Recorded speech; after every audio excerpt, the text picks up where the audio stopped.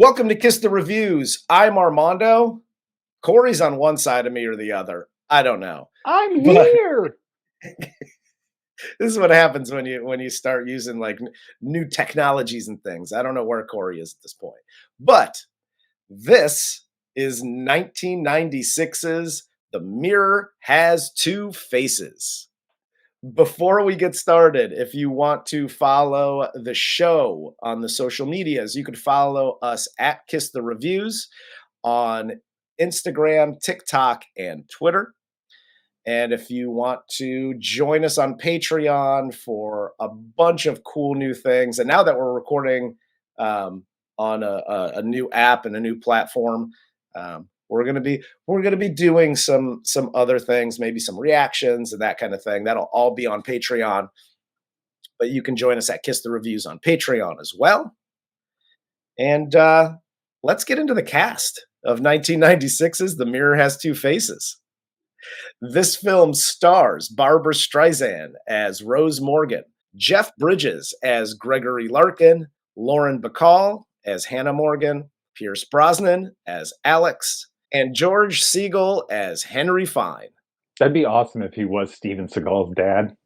He's George Segal. I'm gonna start off by saying this. Okay. Because I had never, up until this review, I'd never seen this movie. Mm-hmm. Or at least I don't remember. This was a weird ride. A weird 2-hour ride. Mm-hmm. This was like if When Harry Met Sally took a Valium. That's what this movie is. I think you're pretty close to my analogy for it, which was this was basically the prototype for Love on the Spectrum. Because these dudes is totally on the spectrum.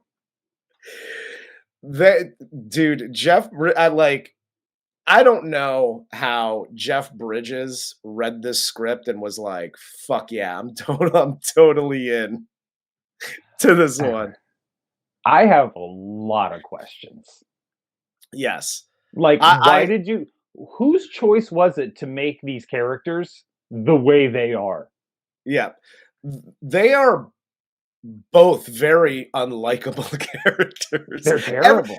As a matter of fact, outside of George Segal, everybody in this movie is kind of an unlikable character. Yeah, and George Segal's kind of a piece of shit too, until the end, when he admits, I know I'm a piece of shit. Yeah. But that's who I am. Blah, blah, blah, blah, blah.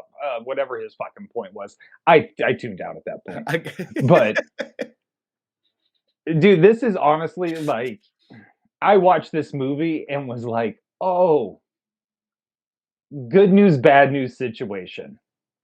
On one hand, I always thought I was like one of these leftist, elitist assholes, and I'm not. These are professional elitists doing professional elitist shit. I have become white trash. I realized, I haven't become it. I am it. Always been, always have been. I just have a better vocabulary than some white trashers out there. So I'm able to hide it a little bit more. Yes. But this is I'm watching this oh my God, this is why they fucking hate us. You were correct. I mean, let's just hop into this one. And everybody join us for this weird journey. So the movie opens with Greg. He's this math professor at Columbia. He's in class. We cut to Rose at home eating Hostess snowballs and watching baseball. And she's canceling this date that she has with this Harry character for the third time. And all I kept thinking about, now for nothing, because I know they're trying to set Rose up as just this ordinary woman who just really doesn't give a shit about the day that she's unlucky in love, Greg's unlucky in love, all of that stuff. But I was and she doesn't take care of herself. She's eating Hostess snowballs, which I thought was a weird choice. That is the worst Hostess snack. Out of the slew of Hostess snacks you can be addicted to, the Snowball is awful. Yeah, like, I get the whole symbolism in movies and telling us things about the character without telling us outright. That's fine. But also, like, she's eccentric enough without having to be like, I'm a Snowball hider and fetish eater. It's super fucking weird. And by the way, I'm just going to toss this out there. Corey's life lessons. Hi, people in their 40s that live at home with their parents still. You're in your 40s. Eat whatever the fuck you want to. What are you doing? Acting like a child. This is ridiculous. What I don't And I don't get, care if you got a fucking mom that's like, you're fat, you're fat, you're fat. Great. Leave the old fucking bag behind and see what happens when she falls down, goes boom in the shower. Yes. Guarantee you she's calling your fat ass, and you know what you say? Sorry, Ma, I'm eating a fucking Snowball. I can't get off the couch. You're a professor at Columbia. Go buy your own place. Dude. It's fine. Well, and what I don't get, and this is what I don't get about the Lauren Bacall of it all, is the fact that she is obsessed with, beauty and, oh, my daughter's ugly, my one daughter's ugly, my other daughter's, pretty, so she's better, whatever the hell. So she's obsessed with beauty, and she's got these photos of her around the apartment of like her, those classic old photos, like that shit. And it's almost like, oh, I used to be an actress, or I used to be this like model. That wasn't the case. She was just a pretty regular lady her whole life. Yeah. And she works at like Macy's at the makeup counter. She's not like, her daughter's a goddamn professor. Pretty, ugly, fat, skinny. Your daughter's a professor. You're a dumb old bitch trying to hang on to youth. Can we that's why she's so unlikable in this. It's not like she's special at all. She was just kind of pretty when she was younger. Yeah, I mean, there's no wire hanger situation even going on here. This is some mild verbal abuse. Yeah, exactly. Like, this isn't a big deal. And again, I think we've run into I'm going to call it the Queen Latifah paradox here, where we have to suspend belief and be like, man, Barbra Streisand's ugly. She's not. She's just fucking not ugly. I don't know what you're talking about. Well, it's the just put some glasses on her, make her wear some baggy sweatpants clothing, and she'll be ugly for the movie. Fucking cool. By the way, you want to know what's hot? Is your hair fucking ratty and all fucked up in like a weird ponytail and your glasses on and your fucking sweaties on with no makeup? That's hot. Yes. That's a fucking woman. Fuck your fucking painted up face. You monsters. Hell yes. This is actually my favorite part of the movie, right? Because, Gregory is, the big mathematics professor. He wrote a book, 2 × 2 = love, or whatever he wrote. But he's at his book release party, and his ex Candy shows up. And he goes from being the most intelligent person in the room, like a beautiful mind intelligent, to a complete blubbering idiot. And I'm just going to throw this out there because, like, I guess he's like a sex addict. Like, I don't know what they're setting up here, but Elle McPherson is not dating a mathematics professor. In no Marvel universe is this happening ever. Well, but it's happening here. Especially, like, she's not even dating him. She was dating him. Yes. They broke up. Yes. Believable. But she's flying back just to hit it real quick before she goes back to her fiance? Yeah. Now that, like, the professor... He might, because he's a sociopath. So he's just being very like calculated about like, this is a mission. I am tactically fucking attacking this clitoris until I reach this stimulation for X amount of seconds. Here's the secret, and we've told this before. Once we've been in it, it's a lot less interesting. So the fact that he's already smashed once or twice, and he's like, oh my God, she's back. Oh, that ain't fucking happening. Well, he's being borderline opposite, like just like annoying. Yeah. Why are you back? Because you want my championship dick? Yeah, I was gonna say, because apparently he bangs like a champ. So like all the women want him, which I'm like, it's Jeff Bridges. Okay. Yeah, man, this ain't Indiana Jones.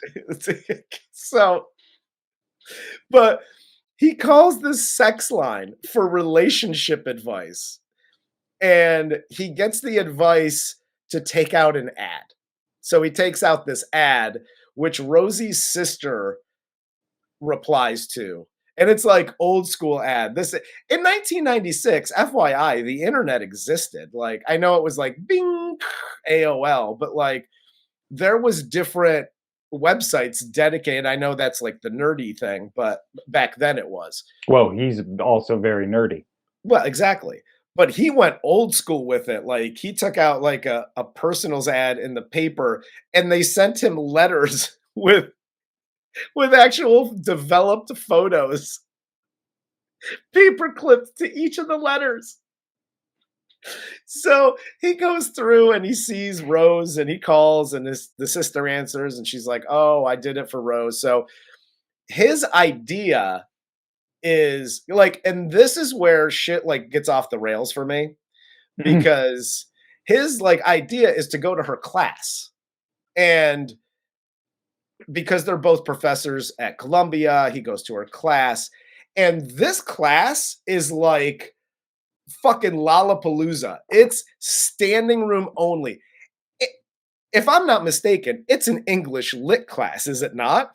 Well, it's supposed to be, but it turned more into a fucking Hannah Gadsby stand-up routine.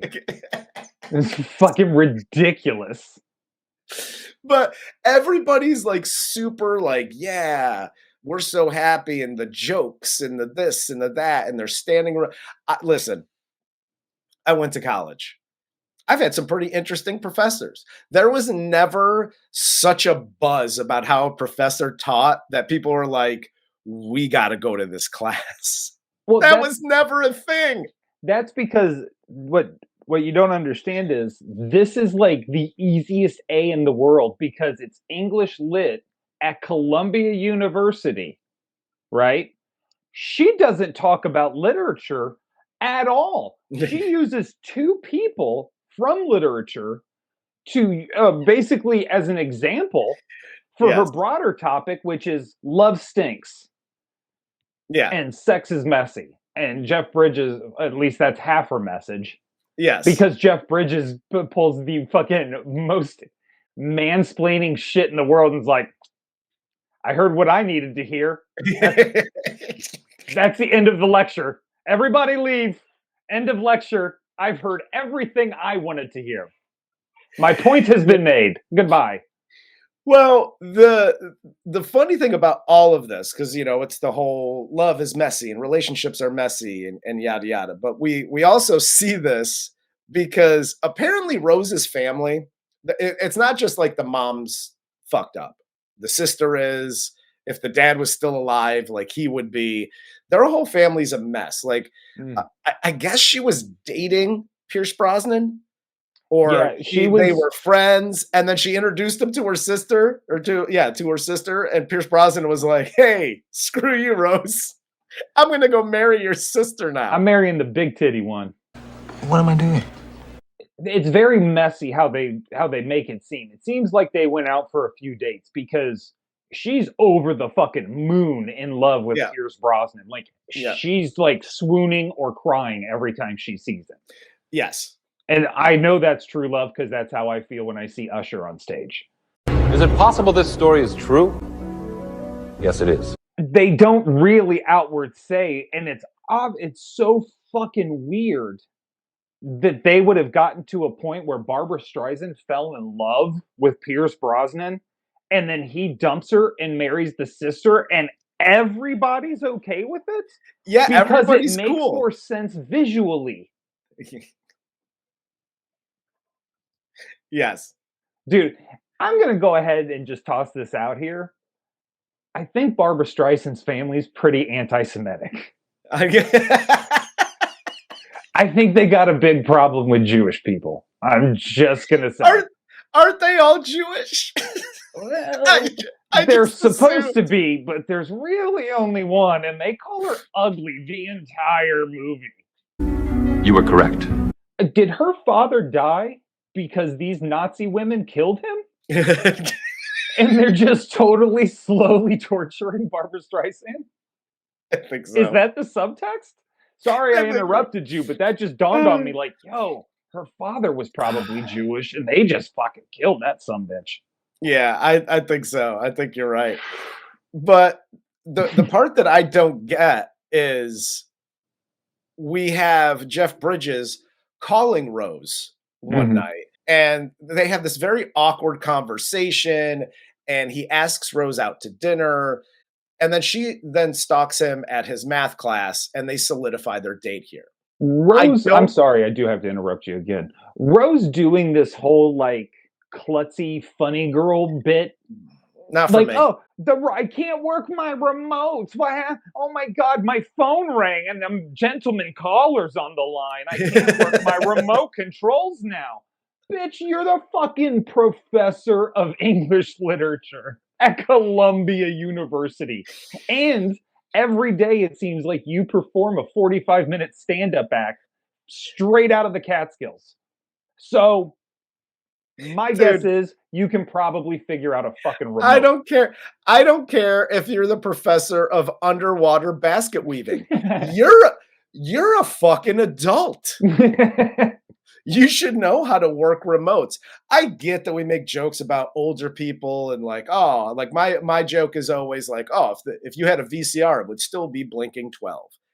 That's fine. You don't know how to program the time. You don't know how to work a volume, but it literally says VOL plus minus on the goddamn remote, on every remote. That's been a universal thing since remotes have been invented.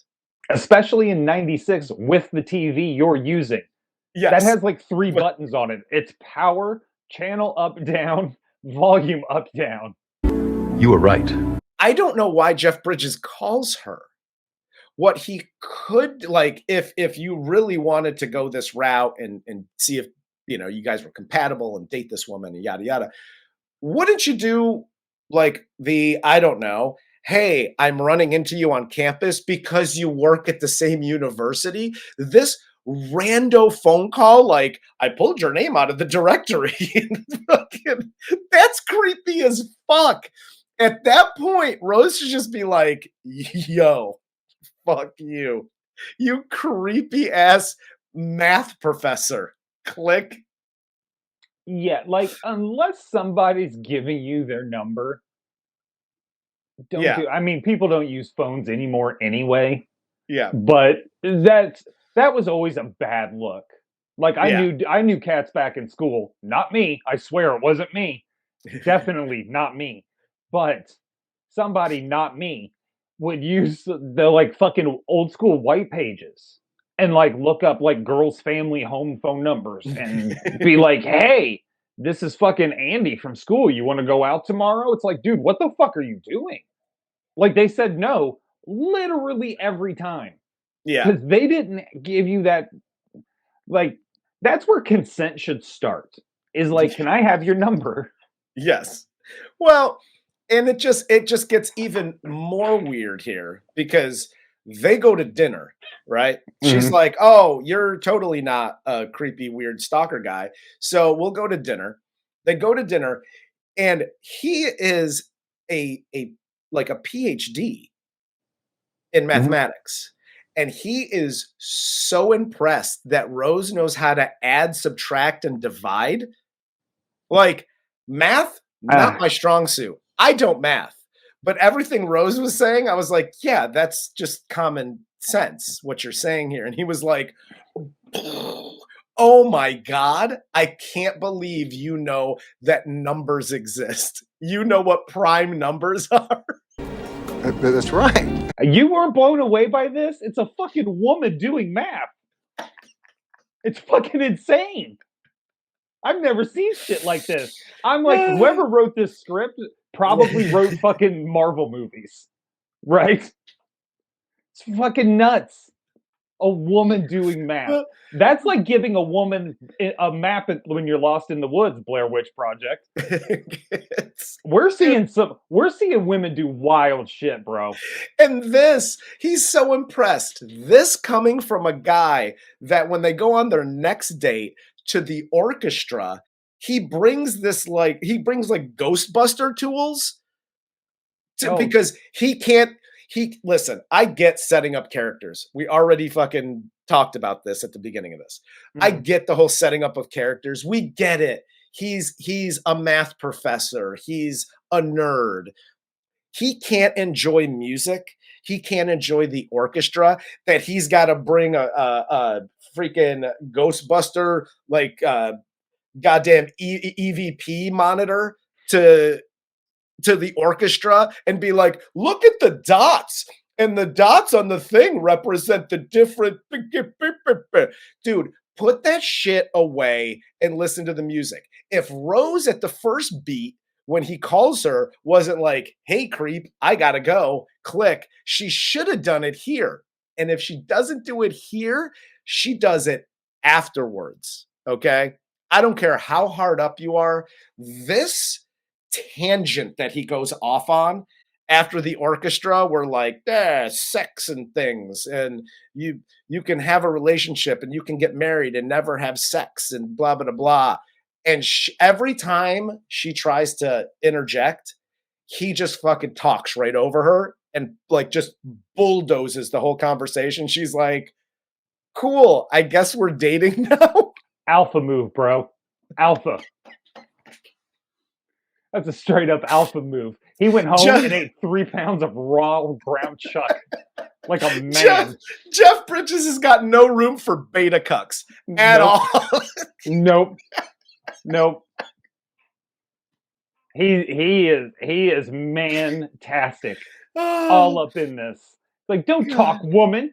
I just saw you do math. You're lucky I didn't burn you at the fucking stake. You fucking bitch. By the way, we're dating. And no fucking. This is such a crock of shit. Back to his spectrum analyzer or whatever the shit. I fucking died because, and this is, the Patreoners will know this. So join Patreon to get the inside scoop. That's the same fucking like bullshit device they're using on the Secrets of Skinwalker Ranch. I shit you not. They're like, we got a spectrum analyzer and we're fucking monitoring how the mace is moving today. It's fucking crazy. I pissed my pants laughing, bro. Like, oh, it's a fucking thing. And Dragon is like, we can't use it. It's too dangerous. It's too dangerous. This is so ridiculous. It's so ridiculous. It's crazy. We're going to the orchestra. Why? So I can play with computers. Oh my God. Hey, fella, you live in New York City. If you want to see your dots dance to noise, stick it out your fucking window. You were correct. And we get a montage of them like hanging out more, but they never even so much as kiss, but they've been dating for months now. Cut to Rose and Claire having lunch, and like Claire bitches about her new husband Alex, and because he's too clingy, so he shows up. He upsets Rose because he's like, oh, I didn't know that you actually liked me, and now I'm like banging your sister and she hates me. And Rose cries and runs away. Yeah, can I stop you real quick? Absolutely. Corey's life lessons. Hi, Piers Brosnans of the world. Everyone is in love with you.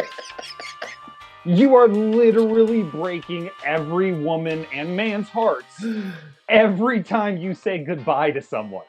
Yes. So quit this. Oh, I didn't know. I'm so sorry. Fuck you. Fuck you, handsome Dan. Get the fuck out of my face, you jerk. What? What am I doing?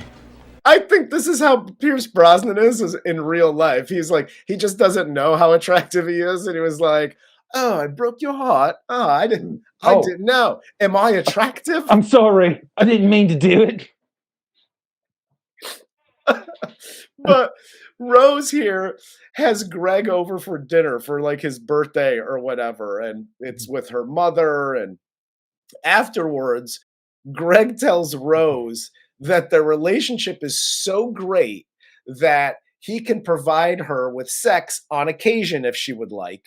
And he also asks her to marry him, to which she says yes. For what reason? I don't know. Because mom's being a prodding Jew-hating bitch. That's why. Apparently. She's like, I need to get the fuck out of like the fucking eagle's nest before they figure out I'm Jewish. I'm the last one standing in this apartment. I gotta go. Oh my God. So she gets back home. She tells her mom about the proposal. And she also tells her mom, like, oh, you're jealous and you don't want to see me happy.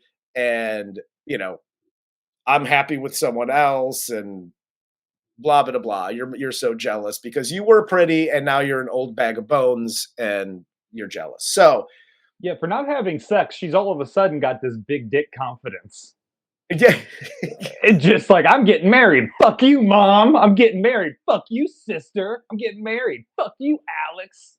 He knows I'm in love with you. He doesn't even care because we don't fuck. Yeah. Well, cool. And it's, you know, cut to the courthouse. Like they get married at the courthouse, back to their place. They got separate beds. The whole first night is super awkward. And as the movie progresses, after Jeff Bridges uses some of Rose's advice to be like humorous mathematics and using stories, and he learns baseball, and all of a sudden he knows everything about baseball because of statistics and things. He uses her advice in class.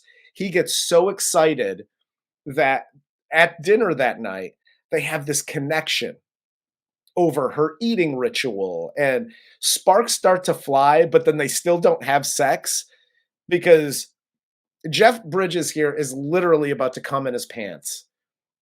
And he was like, can't do it. We're not gonna have sex tonight.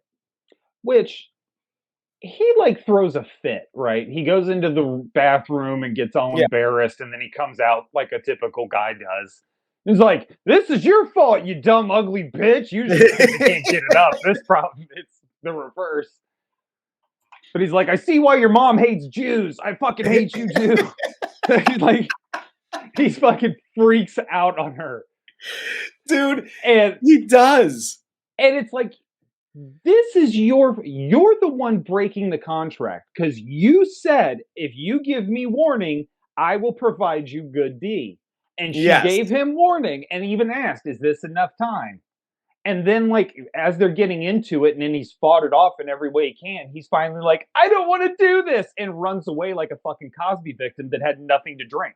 Yes. So I don't understand why he's like where he gets off being so fucking upset. Like, well, because he does your fault.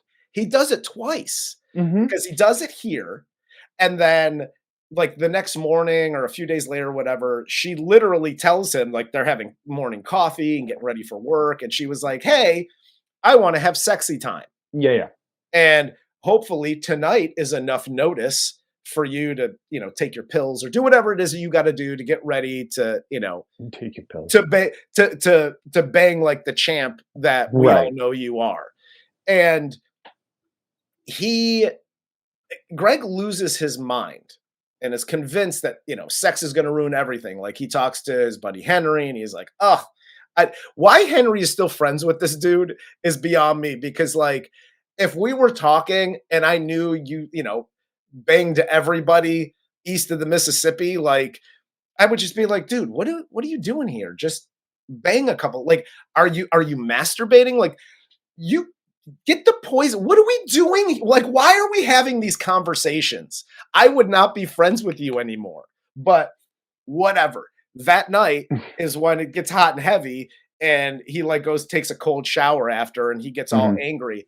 And it's like, dude, you told me, and this is where the script kind of goes awry, because this is where Rose should be like, nah, bitch, here's the fucking score. You told me we can get married, and if you want to have sex on occasion, which, I mean, they're what? In their 40s or 50s? Something like that. You're in your 50s, yeah, and you've been married long enough, you're having sex on occasion. So, like, a normal married couple. But, like, you told me we could have sex on occasion if you wanted that. Well, I'm letting you know that I want that, and now you're like, oh, can't do that. That's gross. We're sharing bodily fluids now. Like, I would immediately go there, but she doesn't. She just lets it go, and she's like, oh, well, fuck you then, and she leaves. Yeah, which probably a better tip for the Harvey Weinsteins of the world. Like, when they say no, just leave. Yeah. You don't have There to you be go. like, "Rah, watch me fucking jit in a fern." Just like, would you like to watch me jit into a fern? And they're like, no, I would not. And you go, okay, goodbye. You were right.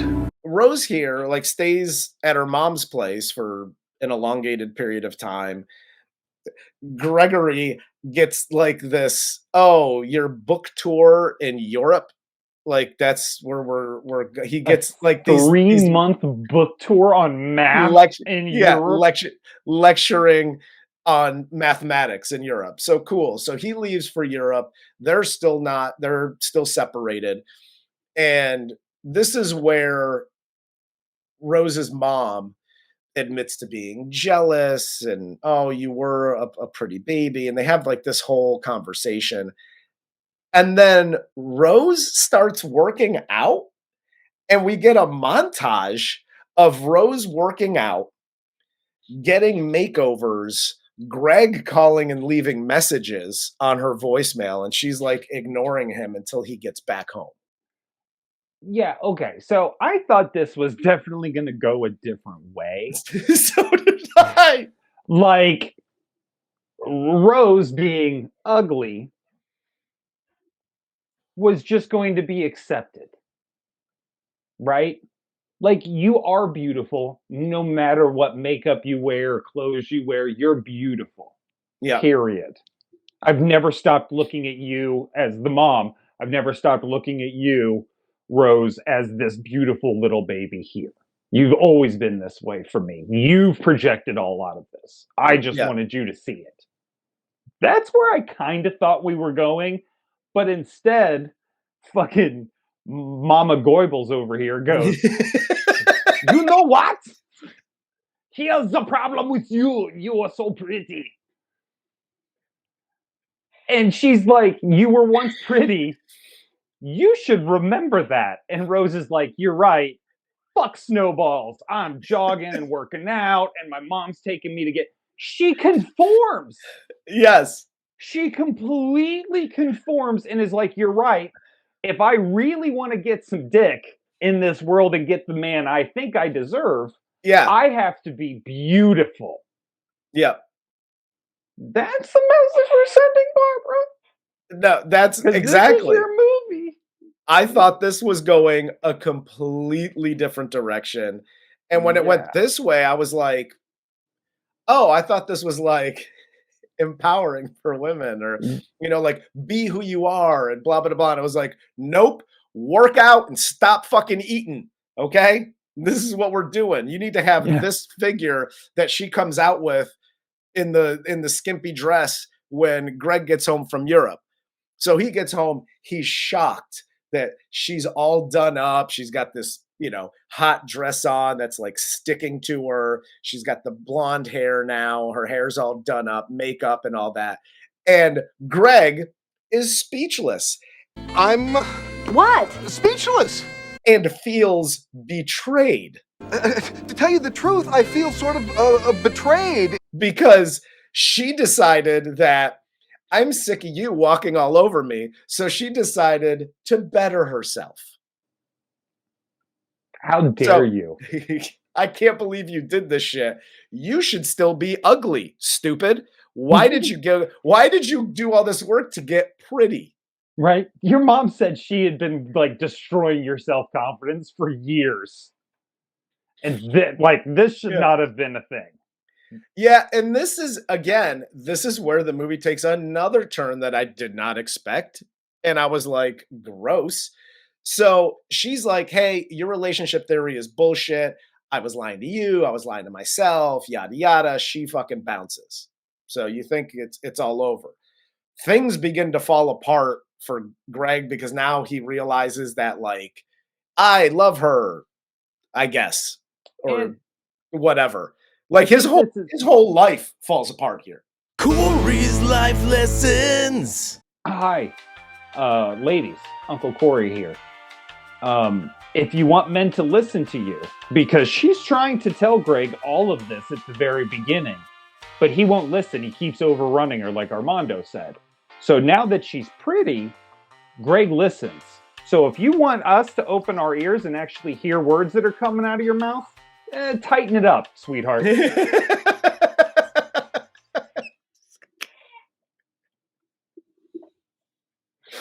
Do something with all of this, and these will start working. Until then, get in the fucking kitchen.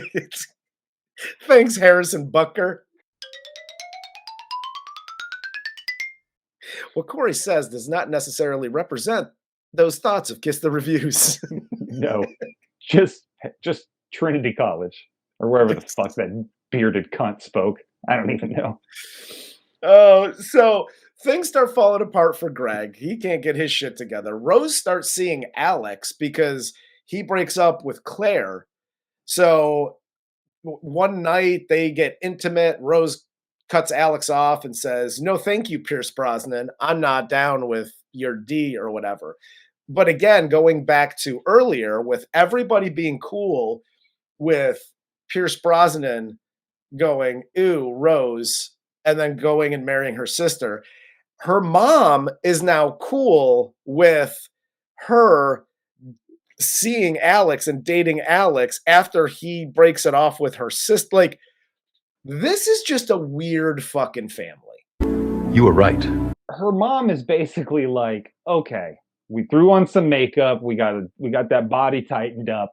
You don't look quite as Jewish. Here's a Gentile we've been saving for you. I'm not letting it go, dude. Her mom's anti-Semitic as fuck. It's just what I see, bro. Hey, you got to call it like you see it, right? Yep. But Greg then goes to Rose's apartment at 5 a.m. or whatever, because he can't get his shit together. And he screams for her outside. He's like, Stella. And so she comes running down. The doorman won't let him in. And Classic New York doorman fight. Yep, exactly. So Rose goes out here and they talk in the street. Greg apologizes, tells her that he loves her. And when they kiss, they hear music. So it must be special. And that's a throwback to earlier in the movie when she's teaching her English lit class. As soon as I fucking saw the neighbors all coming out to watch, I was expecting some of the funny, shut up, I gotta work tomorrow. Yeah. But no, we live in the most sentimental building outside of the penthouse where fucking Adolf lives. The most sentimental building in the world, where a fat guy and his wife beater is looking out and goes,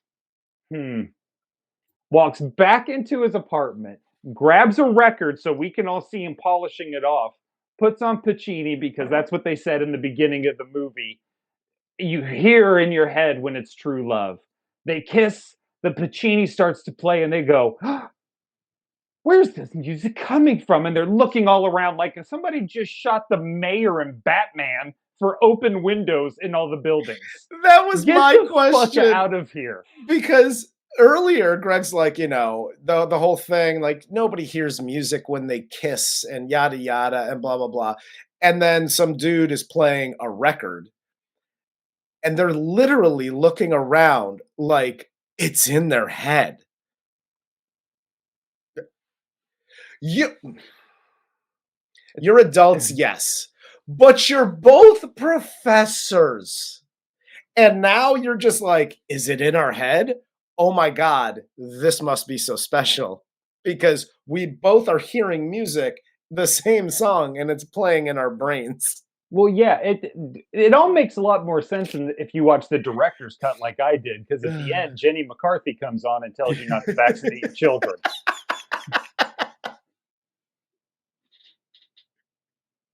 This is so stupid. Ridiculous. And then just to make it just horrible, cue Bryan Adams, I finally found someone.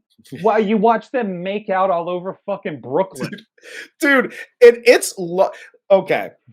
I'm not listening. I'm not a huge Babs fan. Like, I respect her for her art and yada yada, all that stuff, right?